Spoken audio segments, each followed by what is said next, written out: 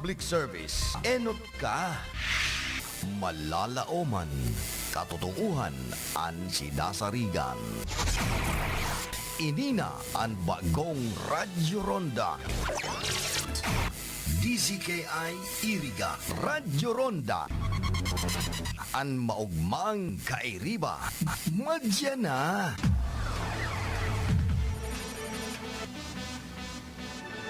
RPN Radio Philippines Network Radyo Ronda DZKI Iriga Member Kapisanan ng mga broadcaster ng Pilipinas. Radyo Ronda Newswatch Afternoon Edition.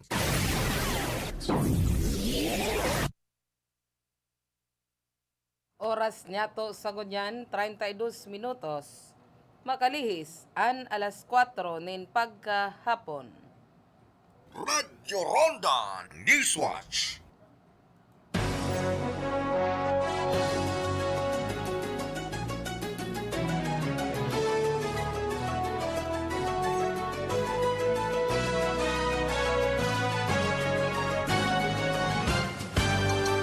Diyos maray na hapon po sa Indogabus.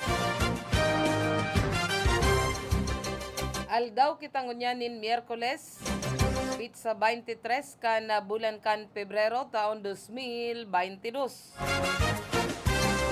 Makakaibahan ta sa lado technical digdi sa satuyang studio. Yaon si Cha Buena Obra, si Ringman si Engineer Abilindon Toralio, ang Chief Technician. Si Tony Saison, ang satuyang Information Officer. Si Ma'am Kayla Reyago Ligasyon sa opisina. Si Jimson Oco, si Ringman si Aldrin Orlanda, duman sa transmitter. Ako man po sa indong makakaibahan na mahatud kan mga bareta. Sa Radyo Ronda Newswatch Afternoon Edition. Ini po si Gloria Prestado Bungais. Headlines kita kan mga bareta sa lado lokal. 8 eskwelahan digdi sa probinsya kan Camarines Sur nakatalaan na magsagibo nin bakunahan para man sa mga edad 5 hasta 11 anyos.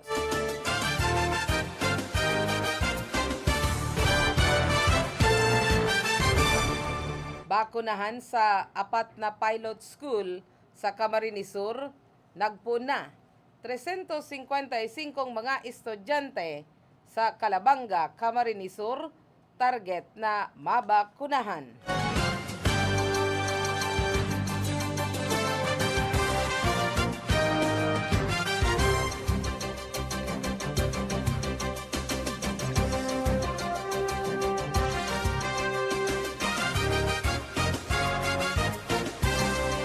Mga nagsusuporta sa kandidatura ni Vice Presidente Leni Robredo sa pagka-presidente, nadugangan na naman 2nd District Board Member Mulu Hernandez nagpahayag na nin suporta.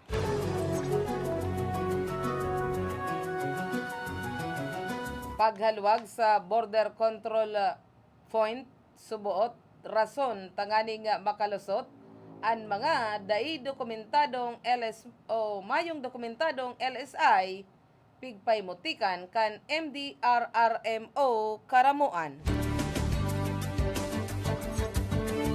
Camarines Sur nangingenot paman sa may pinakahalangkaw na COVID death toll sa bilog na Bicol. DOST naghagad nin despensa kung na daitulos na sisimbagan ang pangangaipo ka nagkakapirang LGU. Persons with Disability o PWD kabali sa mga benepisyaryong isinagayubong outreach program sa Ipatura kan Bakakay. Motorista gadan kan araduhon kan dump truck duman sa Daraga Albay.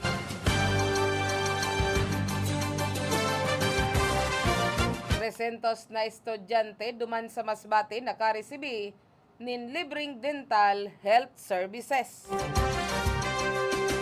Sarong brown na bubi na rescue asin pigbutasan sa Mubo, Masbate.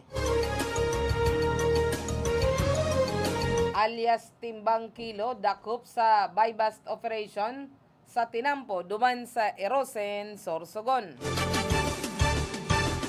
Katanduan SPPO nagpaliwanag mapadapit sa isyu kandai pagpapadarakan imbitasyon sa nagkakapirang mga politiko sa isinagibong Unity Walk. Yan po ang nagkakapira sa nasa mga headlines kan sa tuyang mga bareta sa Radyo Ronda Newswatch Afternoon Edition. Ngunyan sa detalyes na kita kan mga bareta sa lado lokal, 8 eskwelahan digdi sa Camarines Sur ang nakatalaan na magsagibo kan bakunahan para man sa 5 hasta 11 anyos. Poon ngunyan na Miyerkules pitsa 23 kan bulan kan Pebrero taon 2022 hasta sa aldaw kan Huwebes, Pebrero 24 taon 2022. Base ini sa pinagluwas na memorandum kan Department of Education, Schools Division Officer kan Camarines Sur. Kabali sa mga eskwelahan na masagibo kan vaccination para man sa indang mga estudyante, iyo ang Kamaligan Central School, Kanakman Central School, Calabanga Central Division Pilot School, Magaraw Central School, San Fernando Central School, Milaor Central School, Pili Central School, asinman an Ocampo Central School. Antes na ang nakatalaan na petsa, isinagibo man na muna kasodma hasta sa ganyan na aldaw, an orientasyon sa mga magurang na magpermanent consent o pagtugot na mabakunahan an sa indaman na mga aki. Sa kinder asinman grade 1 mapuon ang pagbabakuna o nagpuon kasubagong alas 8 nin pagkaaga, pigsundan man kan nasa grade 2 asinman grade 3 pupils, alas 10 nin pagkaaga, alauna man nin pagkahapon, ginibo ang bakunahan para man sa grade 4 asinman grade 5, mientras na alas 2 nin pagkahapon, an yaon sa grade 6.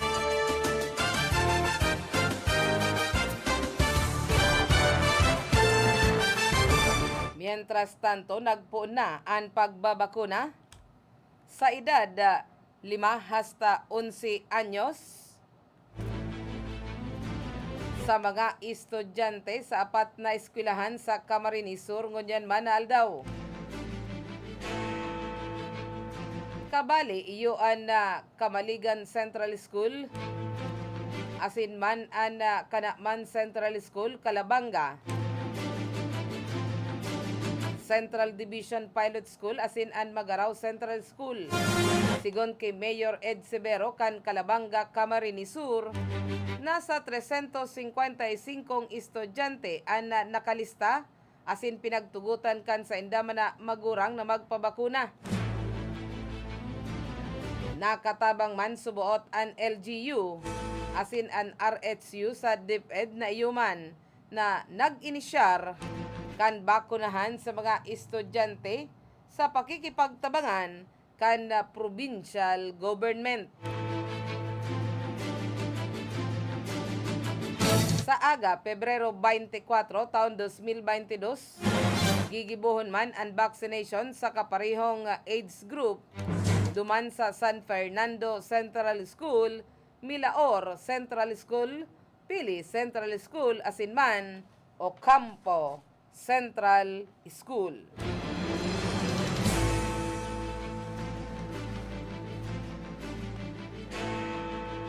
Mientras tanto, si incumbent Camarines Sur 2nd District Board Member Romulo Hernandez ang nagpahayag naman in suporta sa Vice Presidente Lini Robredo na napapalaban sa pagka-presidente kan sa tuyang nasyon. Sa pahayag ni Bukal Mulo Hernandez, sinabi kay ni na dakulaan magiging kapakinabangan kung sarong Bicolana ang manggana bilang ehekutibo kan sa tuyang nasyon. Si Vice Presidente Lini Robredo sarong abogada na dakulaon na bintahi komparar sa iyang mga kalaban sa parehas na posisyon. Kung si Vice Presidente Leni Robredo an manggana bilang presidente, dakulon an pwedeng darahon na proyekto digdi sa Bicol, orog na ang pagkakaigwa nin mga expressway asin pagbabalik biyahe kan perokaril.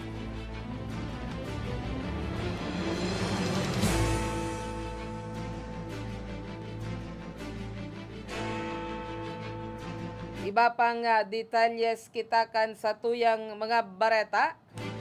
Pigpahimutikan kan Municipal Disaster Risk Reduction and Management Office o MDRRMO karamuan ang subuot paghahalwag sa saindang border control point.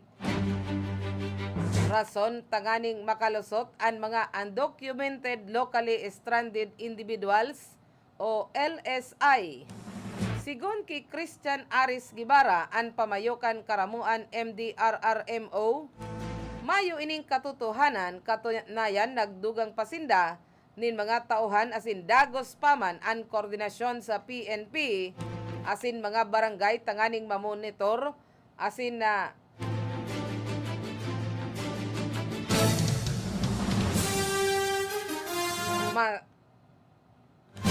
masarang marhay an na nagpupuruli na mga kababayan niya to sa kaibong kan paghahalwag kan restriksyon. Malamang subuot, dai pa naiintsendihan ka nagkakapera ang bagong patakaran na pag-igwang vaccination card tutugutan na makapuli asin dai naman kaipuhan na mag-quarantine sa saindang pasilidad.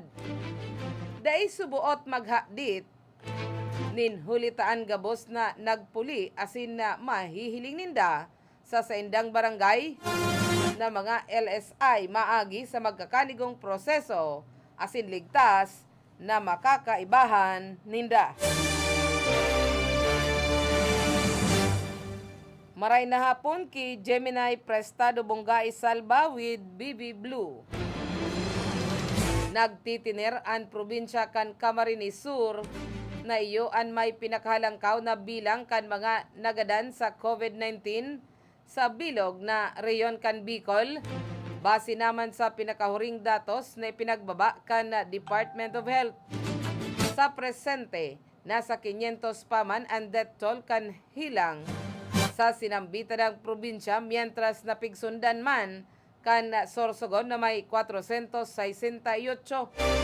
Ang probinsya kan Albay igwang 446, 224 sa syudad kan Naga, 203 ang Camarines Norte, 116 sa Catanduanes, 87 syudad kan Legazpi, mientras na ang pinakahababa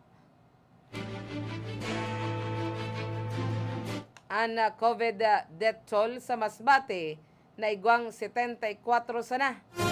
Nin huli kaini uminabot na sa 3.61% ang case fatality rate kan riyon, mientras na sa kabilugan uminabot na sa 2,123 ang mga dagadan nin huliman sa COVID-19 digdi sa Bicol.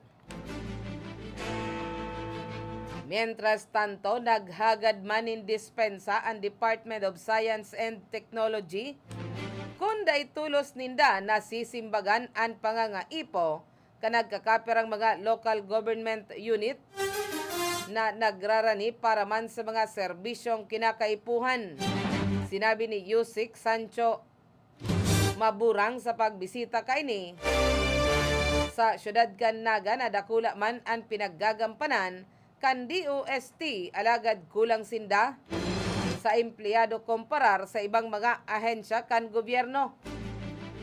Ipinagtaong halimbawa ni Yosek Maburang ansaro sa saindang mga ahensya na Meteorological and Hydrological Services Agency o ang Philippine Atmospheric Geophysical and Astronomical Services Administration o PAGASA. Kulang man subuot sa mga tawong nakakaulay kan mga empleyado kan media. Urog pa kon may raot kan panahon.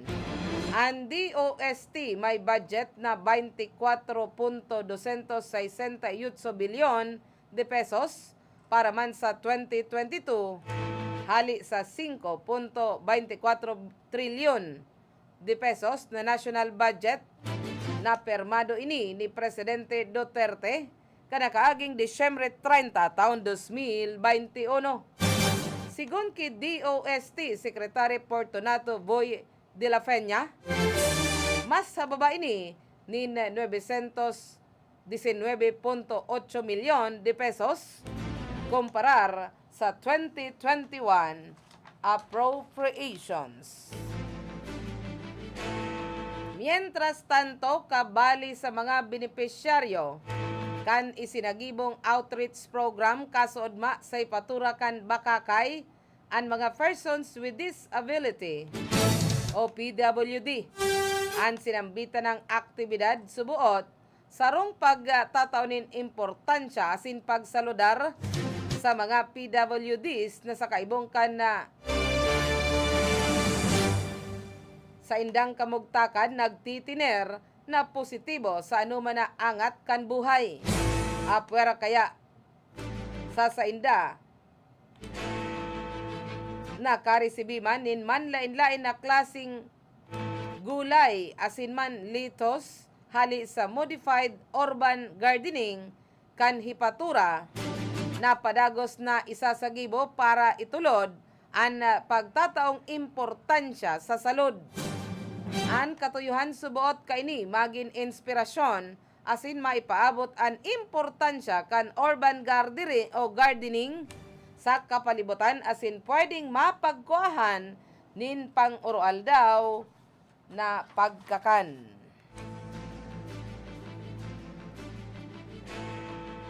Iba pang detalyes kita kan mga barata.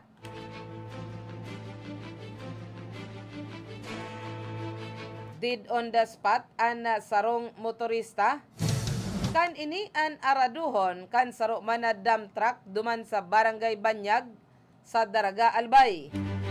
Sigun sa Daraga Municipal Police Station, ang biktima pinagbistong si Roy Loria Ramos, 40 anyos, taga barangay Kidako kan sinambitan ng banwaan, asin ang driver man kan sinambitan ng truck.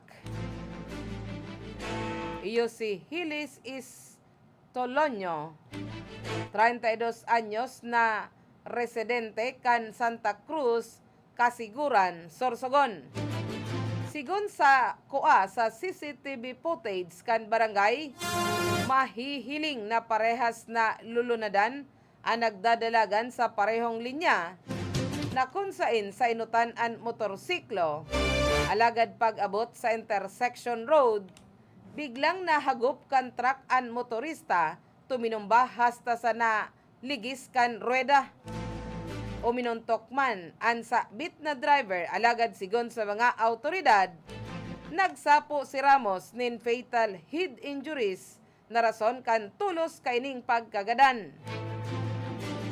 Sa presente, yao naman sa ipatura kan PNP ang driver kan truck para man sa magkakanigong aksyon. Maray na hapon man ki Manay Oresa Prestado Bungais duman sa Cainta, Rizal.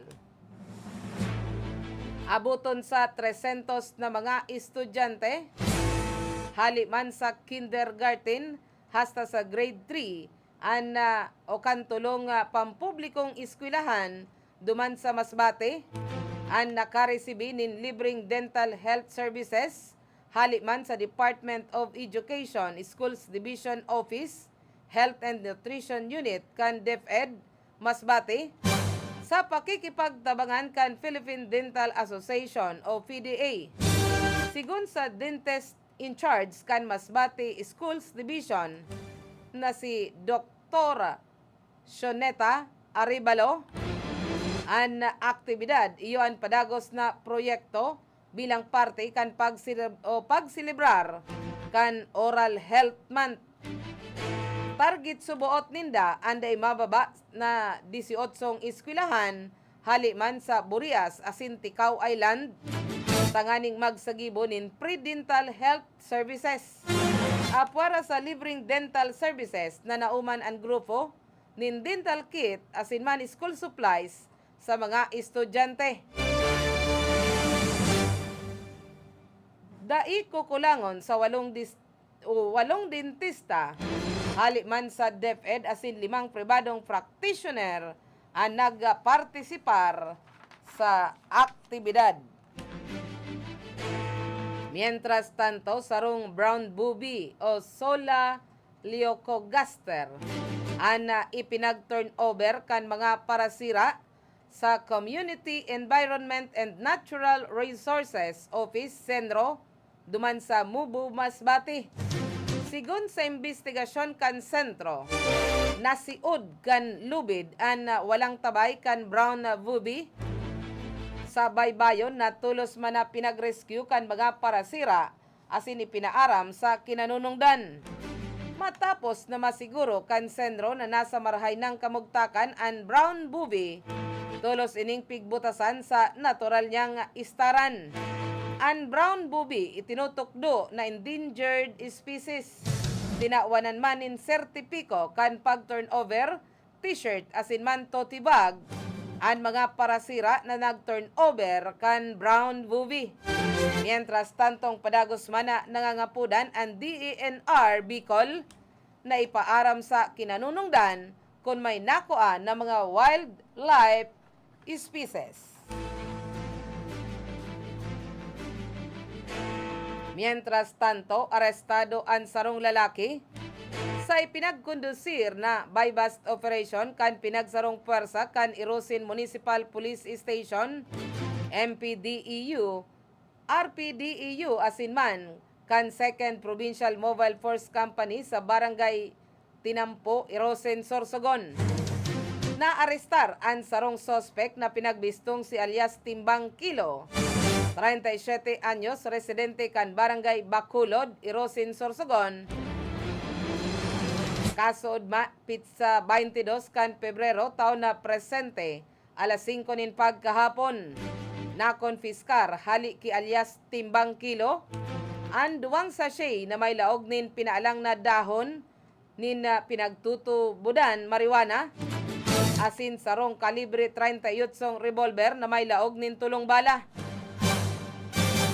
Sa presente, yaw naman sa kustodiya kan Irosin Municipal Police Station ang suspect na nahampang sa kasong pagbalgar sa Republic Act 9165 o ang Comprehensive Dangerous Drugs Act of 2002 asin Republic Act 10591 na may relasyon sa COMELEC Resolution numerado 10728 sa tabang asin kooperasyon kan komunidad sa PNP. Nagin matrayumpo ang sinambitan ng operasyon kan PNP. Liwat man na nagpagirumdum si Police Major John Erlano, an officer in charge, na ang PNP seryoso sa pagpuho kan kriminalidad sa Banuan kan Irosin, orog na sa illegal na droga.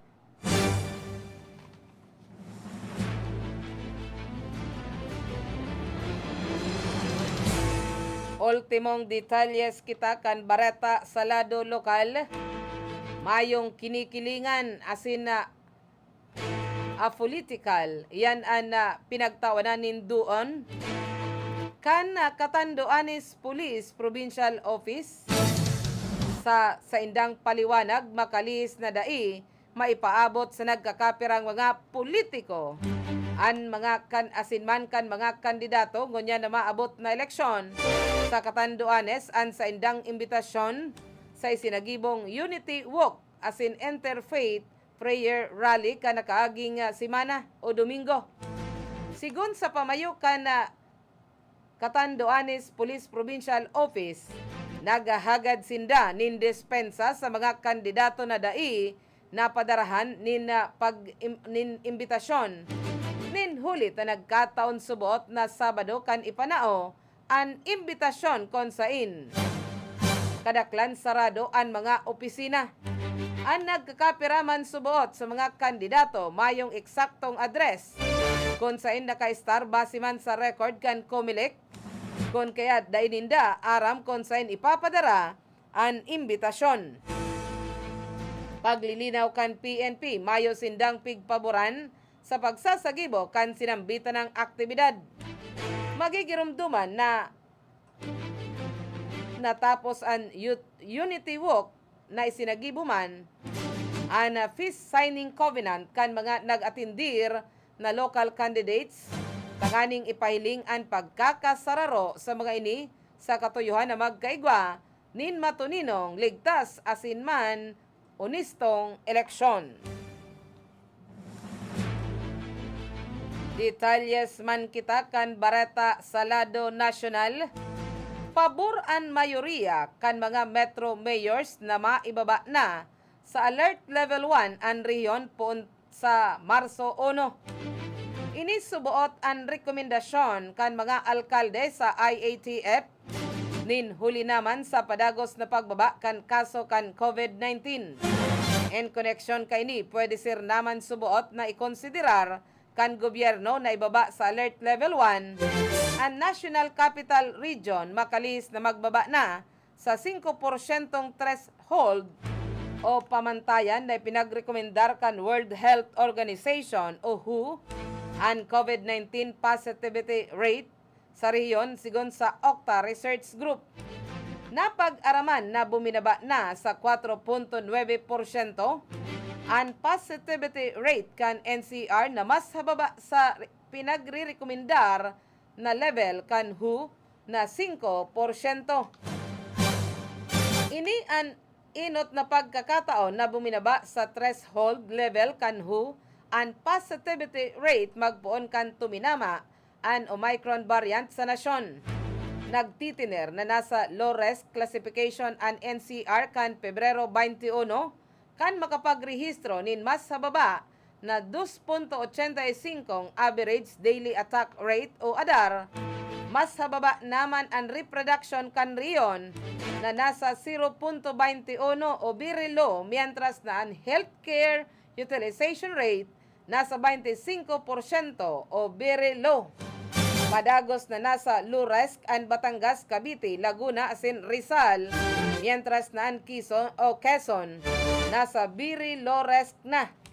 Nakapagrehistro ang NCR nin 332 na bagong kaso kan Pebrero 21, mientras na nasa top 5 man ang Iloilo na may 110 na kaso. Cebu, 107, Cavite, 67, Davao del Sur, 58 kaso. Ang mga probinsya na mayong nairehistrong bagong kaso kan nakaaging Lunes, iyo ang Abra, Antique, Dinagat Island, Ifugao, Lanao del Sur, Northern Samar, Romblon, Samar, Sulu, Tawi-Tawi, asinman ang Zamboanga del Norte.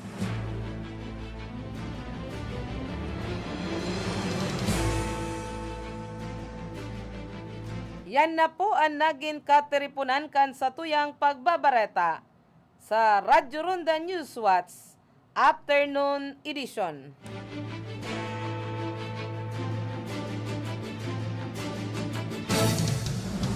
Maray na hapon kay Mary Jane Manzano, dyan sa Banwaan kan Nabwa, Camarines Sur, asinman sa sakuyang Kabats kan College, Kabarkada, si Amisel Buata, dyan sa Banwaan kan Baaw, Camarines Sur, sa Barangay San Juan.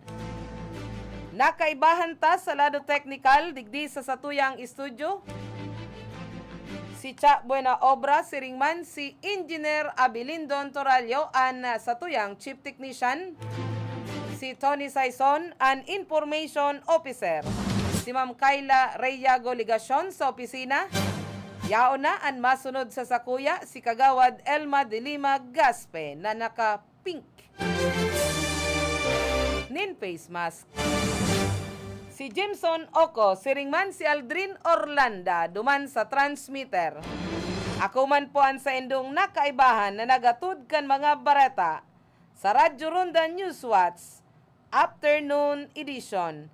Ini po si Gloria Prestado Bungais, Diyos mabalos, salamat kan sa indong mayong sawang pag-antabay. Radyo Ronda Newswatch Afternoon Edition.